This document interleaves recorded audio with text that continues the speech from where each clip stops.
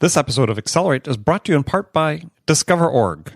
Looking to close 4 times as many deals in half the time? Discover.org's industry-leading, human-verified sales intelligence gives you all of the data and insights like direct dials, org charts, planned projects, verified emails, and executive moves you need to stop wasting time on research and spend more time talking to the right decision-maker with the right message at the right time. Their team of 250-plus sales researchers do all the work so that you don't have to. 2,500 companies are already using Discover.org to win more deals. So check them out at www.discoverorg.com. That's www.discoverorg.com.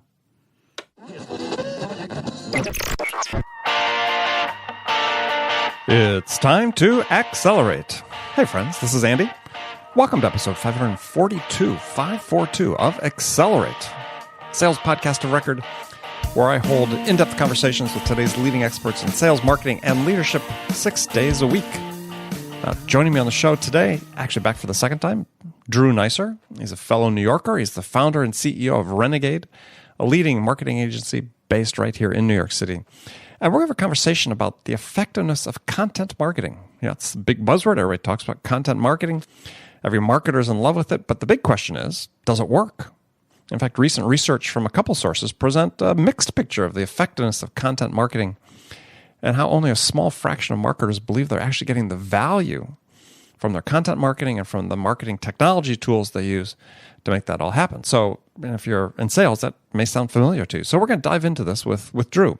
If you'd like to see the show notes for this episode, go to andypaul.com/542.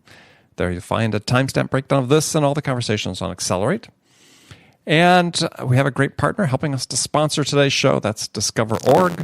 The Discover.org platform is a game changer for sales, marketing, and staffing professionals. This feature-rich sales intelligence platform is supported by 250-plus researchers who continually update contact data and provide account-specific insights to help sales and marketing teams break ahead of the pack. So see the product live at discoverorg.com/schedule-demo. All right, so let's jump right into it. Drew Neisser, welcome to Accelerate. I'm really excited to be here, and I have that much more admiration for you, having started my own podcast series, knowing that you're rounding into 500 and I'm at about 40. I am just in awe of you. Well, thank you very much. That's very nice of you. So, yeah, here we are. We're in the same town. We only talk to each other over podcasts. That's not true. We got together once, but we'll have to do that again here soon. So it's great to have you back. So I've got a question I ask all my guests right at the start of the show.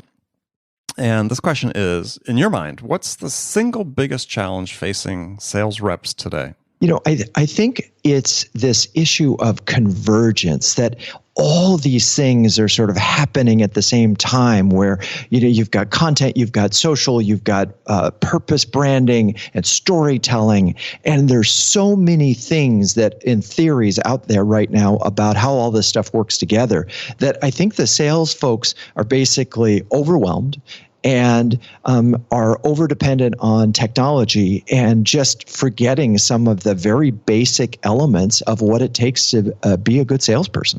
Like picking up the phone and calling somebody. Hey, that works. It's unbelievable. You know, what's so funny is that, you know, I actually, like many executives, answer my own phone, and the phone doesn't ring that often. So when it rings, it's like, whoa, wait, it's a phone call. It's like a piece of mail these days, right? Well, that's the thing that gets me going, is because I had this conversation with somebody last week. It's okay. He had written a book and he said, everybody knows it's so much harder to get hold of executives these days than it was in the past. And I'm like, no. I mean, but have you tried calling them? Yeah, it's, you know, this whole generational comparison is harder before than it is now. And so it's like, no, it's hard. But it's still hard, but it's not any harder. I mean, back in the day when you and I were younger and we were getting started, you talked about you had your own sales experience. You know, there were, you know, executives all had assistants, you know, dedicated assistants, which is not the case, right? And a lot of times, you know, manager, director level people don't, you know, maybe share an admin or don't have an admin at all. They all did. You know, up and down an organization. It was exceedingly difficult to get somebody on the phone. In fact, I could recount the stories of actually, I'd call several times into an account trying to get hold of somebody, wasn't able to, so I'd get in my car, I'd drive out to the account, I'd see the admin, and she'd admit She had torn my messages up. She'd never delivered them to the exec. It happened all the time. Yeah. Right? They made the decision. Yeah, he's not interested in this right now. He doesn't want to talk to you. Yeah. Never mind. And so go away. Yeah. And so when we tell a story, and I answer my own phone all the time. I had somebody last week that called that was sort of stunned into silence for like 20 seconds because he couldn't believe that I actually picked up my own phone. There you go. Now, I will say, and you know this too, that you do get, and it always happens to me between 8 in the morning and 9 and 5 and 7, that old trick. And I know those calls are going to be brokers who are just ready to, increase my wealth times 100. And I just, and I know I have no interest in talking to these folks. And they never have an interesting presentation or anything that in that first, hook, hey, I wanted to talk to you about selling you something, that doesn't work. We know that doesn't work because I don't know who they are. I have no reference point. They've done no homework on me. All they want to do, right? They're calling me so uninformed. But, had they sent me something in the mail, like saying, hey, Drew, we read your articles. We listened to your podcast, which, by the way, flattery gets you everywhere. And then here's a report that we did on marketing, on people who own their own business and how they, whatever. That would have gotten my attention. That 1-2 punch, bingo. Well, yeah, and that's the part that sort of drives me nuts is, we have all these great tools and technologies out there we can use for reaching out to people. And the promise is always personalization at scale. And to your point, I get pitched multiple times a day from people wanting to be on this podcast. And I can tell when they've actually listened to an episode or not based on the email. And it's those that have actually listened to an episodes can make a reference to a specific one, something that was said. They get a hearing. The others don't. It's so simple. All they had to do was listen to the podcast, and that isn't even punishing. I love your show. Oh, thank you. And I listened to about 4 episodes before I got on it, just because I want to know what the conversation is that you've been talking about. So do your homework is a pretty basic, but again, that gets down to sort of this notion that this is work. But if you do the right amount of work, it's just a lot easier. By the way, I get PR pitches for people because I have a column on Ad Age, and they'll say, "Hey, I loved your story on so and so," and it's like, I didn't write that one. And you say, really? How could you? I mean, because I've written like 50 plus articles. How did you find one that I didn't write and in the last year? So anyway, that's some basic homework. And I think, a lot of those people are like junior PR people, and don't get me started, that they just haven't really taken the time. And that's sales, right? You're pitching sales, someone. Absolutely. It's the exact same thing. That's salespeople are committing the same faux pas, right? It's right. Yeah, every day you're sure like me as my inbox gets flooded at night. Yeah, I actually deliberately sign up for things I'm not really interested in just to hear what I'm going to receive or to read what I'm going to receive from them in terms of their pitch. And you're a glutton for punishment, my friend. It's part of my job, right? Yeah, I don't look at all of them, but a couple times a week I'll go through and sort of scan things. Right. And despite the fact, technology's been out here now for better part of a decade, at least on the marketing side, the sales side, certainly for the last 5 years. Still pretty uniformly bad. It's the technology still not being used. That individual practitioners might be good at it, but the rank and file by and large isn't, despite what the companies that are selling. And actually, the worst offenders are the companies selling the tools. So it's funny you should say that. So I'm excited about some of the tools. I've been to a number of the conferences, and I actually think that there are some really interesting tools out there that can help us sell. And it's funny. So we did a social selling webinar the other day for a B2B client when there were about 15 salespeople on it, and I followed up with all of them on LinkedIn with a LinkedIn message, just to see if they would respond. I got about 3 out of the 15 to respond. I said, okay, well, that seminar didn't take.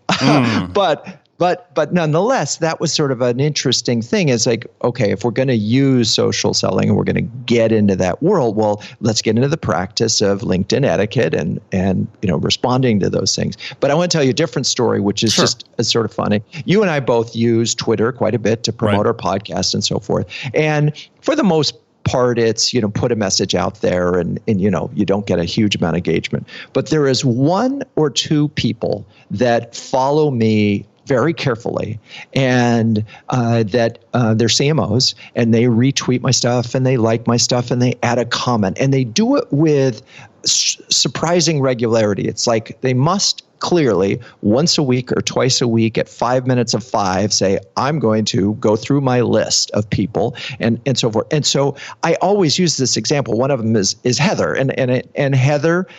So if Heather called me tomorrow and said, Heather, hey, Drew, I want to be on your podcast, what do you think I would say? I'd say, of course, I love you. You've been nurturing my social stream for a year, right?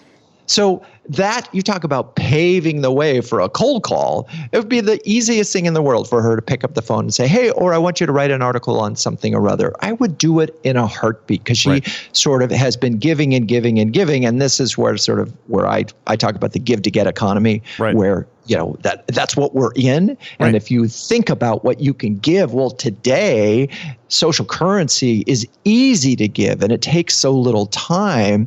And if you take ABM technology and you say, okay, there's only 100 companies that matter. There are 10 contacts at that company. I can isolate those 1,000 names. I can manage to that list and spend 20 minutes a day with a little bit of social nurturing and watch that, that little seed grow, so that when we finally need to, get in front of them, they're going to go, I know you already, because you've been part of my social conversation. So anyway, it's work. It takes time. And again, that's where these tools can be really valuable if you use them. Well, let's sort of move forward in the conversation. We're going to talk about content marketing. One of the things we're going to talk about.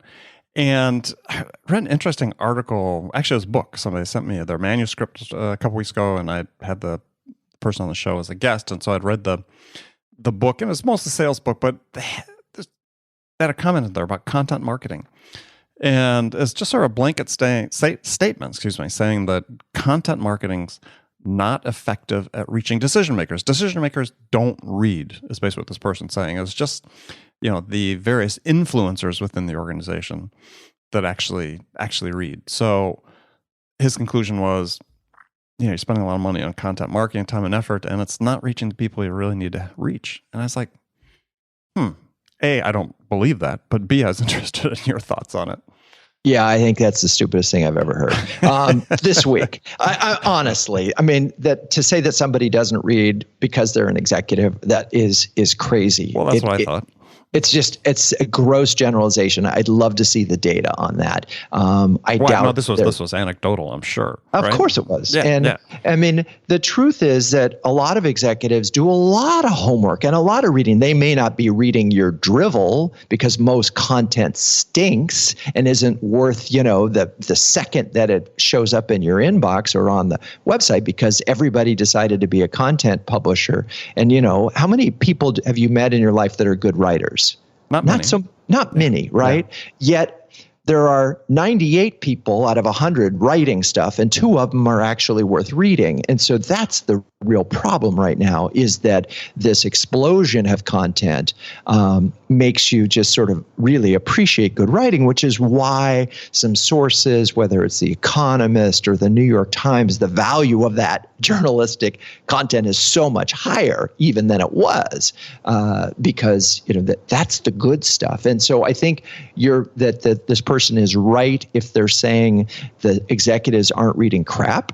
But you know what? They might be going to Forrester or Gartner or some of those other places to read what they believe are credibly researched opinions on right? That's reading. It's just that the source is credible, and that's the hard part right now, is what sources are credible and what isn't. And then, don't get me started on storytelling and so forth, which is the most overused and least understood term in marketing right now. But anyway, let's spend a second on that, because I think certainly sales marketing. You're from the marketing side, I'm from the sales side. Yeah, storytelling is sort of the term du jour almost, other than account-based strategies, which is the biggest buzzword right now. But storytelling sort of maybe peaked a little bit, earlier this year, in my estimation. But in terms of the number of articles coming out about it, but it's still thank God. Yeah, and here's the fundamental issue, is that the stories that we remember, the stories that we like, have elements of conflict and a narrative that actually has some moments of surprise, and you connect with them on a very visceral level, right? There was an inciting incident. So Luke Skywalker's step-parents or uncle, they die, right? So suddenly he's essentially an orphan. He has to go out into the world. That's the inciting incident, and then it goes from there, and there's surprise after surprise. The interesting thing when it comes to brand storytelling is they basically think that brand storytelling is, here's my product, it's terrific. Don't you love it? No conflict, no surprise, and oh, by the way, you're not the frickin' hero. And so, the brands that get it, and there's a couple, I wrote an article and did a podcast with Manny Rodriguez of UC Health. He totally gets the storytelling and created some beautiful videos of people that have gone through very traumatic and have wonderful stories. And each one has a surprise. You don't see what's coming. And it's not about UC Health. It's about this individual and how they overcame an obstacle. That's storytelling. So now you say, okay, what's that have to do with sales guys? Well, let's assume for a moment that the story is infused with a purpose that why this company exists, right? And if it's UC Health and the purpose is to, obviously help people's lives and celebrate the success of people's lives and let them get on with it, then you as the salesperson have to figure out, how does that story fit with my personal story? And so that's the interesting part of this, is when a brand does it well and they have an epic story, if you will, with some inherent conflict. And so the salesperson can then find a piece of that story. And often, by the way, it's like the founder story, right? The founder did this because that was the inciting incident. And if that founder story is really important and really clear, the salesperson can internalize that and get off and go do their thing and say, they're still an individual. They found their own way of telling that story, often in something that happened to them, but the story is parallel. It follows the same plot line. It's not about that individual as a hero, but it is something that really catches the person, the target's attention. And so this is where storytelling could be incredibly powerful, but it's so not being done, except for in rare cases, that I really don't want to hear that word again. Well, I think what I find as problematic about storytelling, and I've interviewed many authors on the show about it. Some have written books specifically for storytelling for sales, is that the framework they lay out for how you create a story and tell it is just too complex. Exactly. So as a consequence, people aren't going to use it. Right. And so I laid out in my latest book, Amp Up Your Sales, just a framework for answering 4 questions in a story that can be told in 30 seconds or less. Because I think if you make it more difficult than that, then you're just not get the adoption you want on the part of the salespeople. And there's not going to be telling stories at all. And it's almost like you have to almost make them like anecdotes, but with some key components to it. So 4 questions I have them answer so they're telling a story to a prospect about an existing customer. It's first one is, why was the existing customer interested in talking to them? What was the problem they were trying to solve? Why did they choose you to solve it? And what was the value they received from having solved the problem? And if you can answer that and tell a story very quickly in 20 to 30 seconds about that. And, it's something that the prospect can relate to because it's another company. It gives them the facts. It doesn't, you don't talk about the inciting incident per se. You're not elaborating a lot, but you're giving them some sort of social proof through the storytelling that's really valuable. And people will use it. So I guess I'd have to add or try to working with that framework. It feels very rational and sort of, I've got this product and I want you to sell it. And that can work if that customer is in that mindset at that moment. My concern is, how do I get this person to think about me in a way that they want to talk to me again tomorrow? Because rarely is the sale happen on that initial contact or the second contact or the third contact. So really all we're trying to do in a lot of sales incidents is make sure we get another meeting, right? Just keep the thing going. And so I would rather hear a salesperson. So one of the things that my pet peeves about storytelling is that a lot of brand CMOs talk about it and then they do it in without telling a story. So like when I start my keynote address, I start with two stories that I know are going to capture the audience attention. I know that they're going to get them to look at me and go, oh my God, how did you survive that? One of them happens to be when I was 16 and I was driving my grandmother's car. I'm going 114 miles an hour on the San Diego freeway and the hood flew open. Very interesting. Yeah, right. And so, what do you do? And that set up another story where my business essentially, was going 114 miles an hour and the hood flew up. And so it immediately, I grabbed their attention. They realized, oh, this is a guy that I want to hear more from. And the stories have relevance and I survive those things. And ultimately there's a moral that, as a result of these stories, and they allow you to have this conversation and be memorable and create an emotional connection. And so the funniest thing recently when I always ask after I tell my story about the car, is I said, has this ever happened to you? And so a woman raised her hand. This was down in Atlanta. And she said, yeah, I had it when my hood flew open. I said, well, were you going 114 miles an hour? And she said, I'm not an idiot. So I paused. I said, oh, yeah, that's great. Love user-generated content. So anyway, yeah, but you know what? That was actually perfect. And I now repeat that story every time I tell the first one because, if you can be self-deprecating, if you can put yourself, show a little humility, that's a sort of endearing characteristic. And that's part of what good storytelling can do. All right. Well, let's relate that back to content marketing. Yeah. Yeah, I was reflecting on something I'd read recently that's a study by Content Marketing Institute saying that 40% of B2B marketing departments or less than 40%, of B2B marketing companies are finding, quote unquote, success with their content marketing. So what's the problem? So I think there's several problems. I think the number one is quality versus quantity. They're slaves to their content calendar, not slaves to really good. Two, I don't think it is ground in a common Uber story, and so it's death by 1,000 paper cuts. The pieces don't hold together. They're just not interesting. I mean, every blog post that I write, and I'm not saying that every blog post is as interesting as it should be, but I try to find some little anecdotal story that sets up the situation. Just something that's interesting and that's personal, because it's my blog, that makes this thing that the next part that you're going to read is worth the time. Mm-hmm. If you read the first sentence of most corporate things, it's Yawnsville.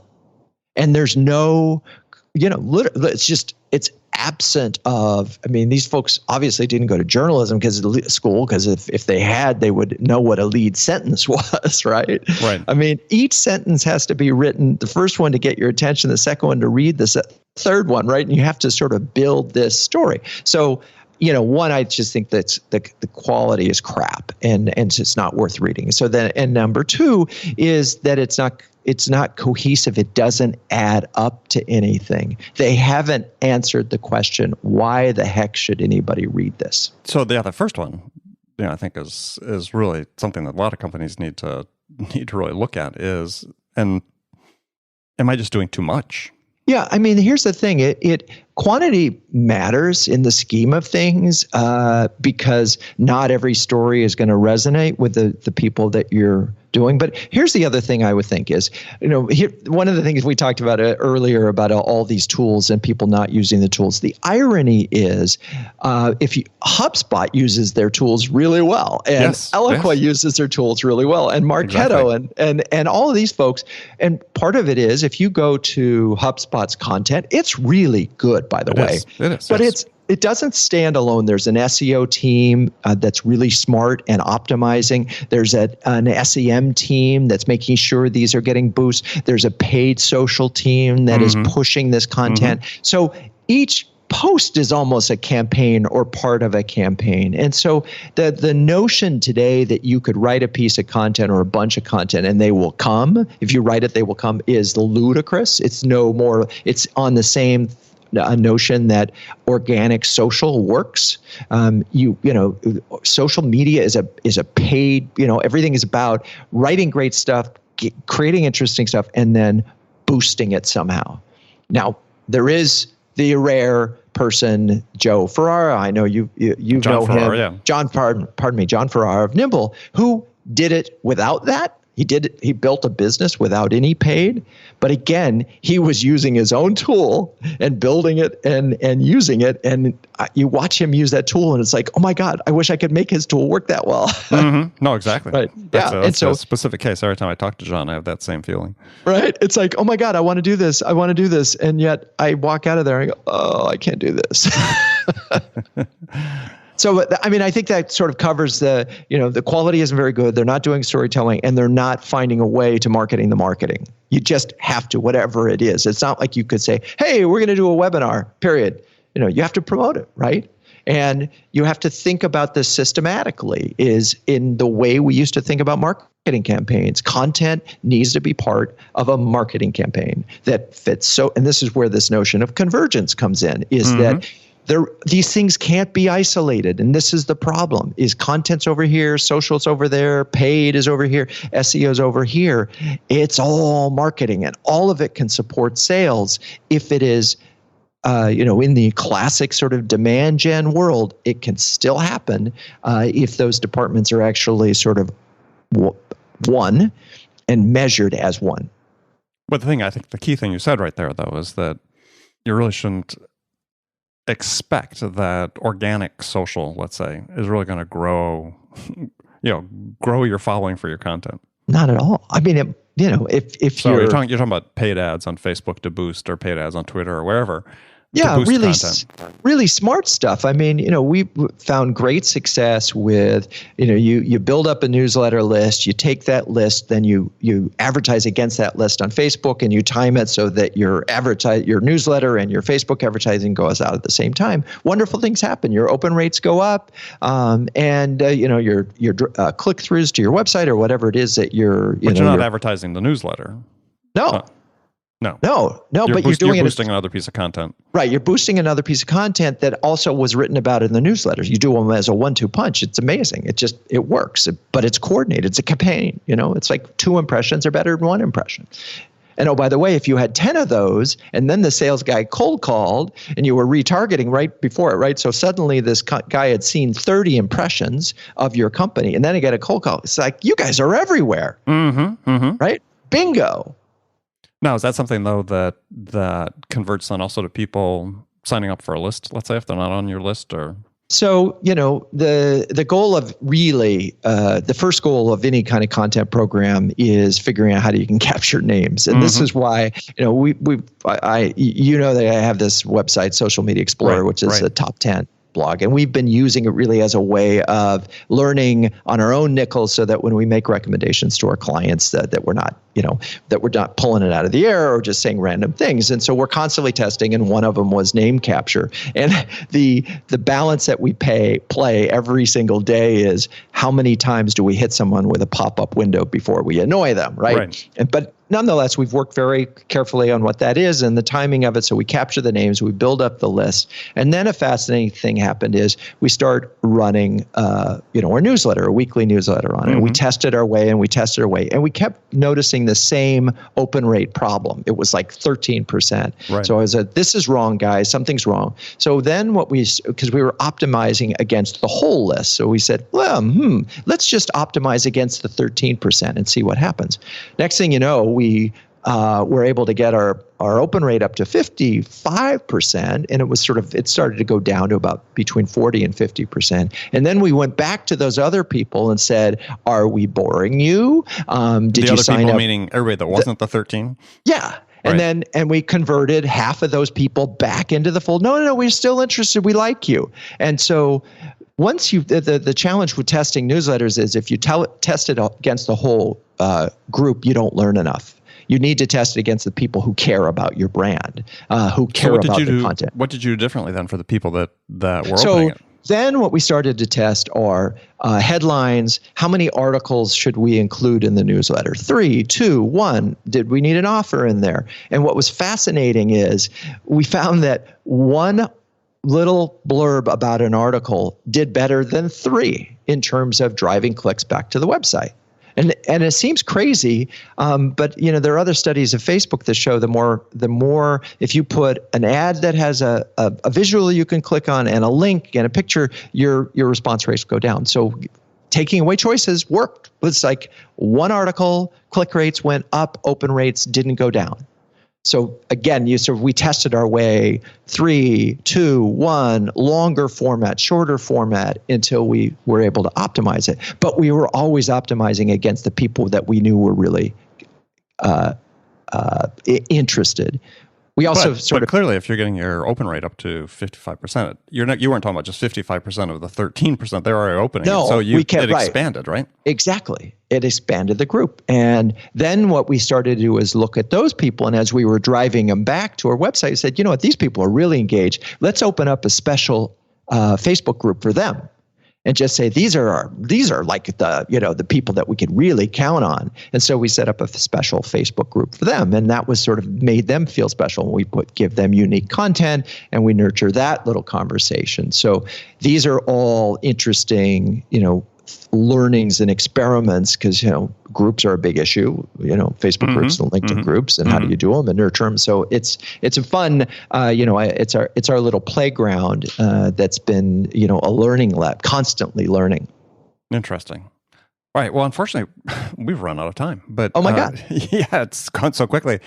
I'm gonna have you back again sooner than we did this last time, because I didn't get to any of the questions I was going to ask you. Oh my God. But I hope it wasn't me talking too much. No, it was great. I'm sure people got great value from it. So Drew, tell people how they can get in touch with you and learn about your company. So Renegade.com is where you can find the agency. I mentioned socialmediaexplorer.com. And then my podcast is Renegade Thinkers Unite, which you can find on renegadethinkersunite.com. And you can subscribe to our monthly newsletter for Renegade on renegade.com. So there you go. And you've just been forewarned that you're going to be experimented on. I have one place in that we don't experiment on the renegade.com one, by the way. All right. Yeah. Well, good. All right. Well, Drew, thanks again. And friends, thank you for joining us again today. Remember, come back again tomorrow. We've got another great episode of Accelerate for you. Until then, really appreciate if you get a chance. Go to iTunes, wherever you listen to this podcast. Take a moment, subscribe, leave us a review. We want to hear what we can do to make this a more valuable investment of your time. So thanks again for joining me. Until next time, this is Andy Paul. Good selling, everyone.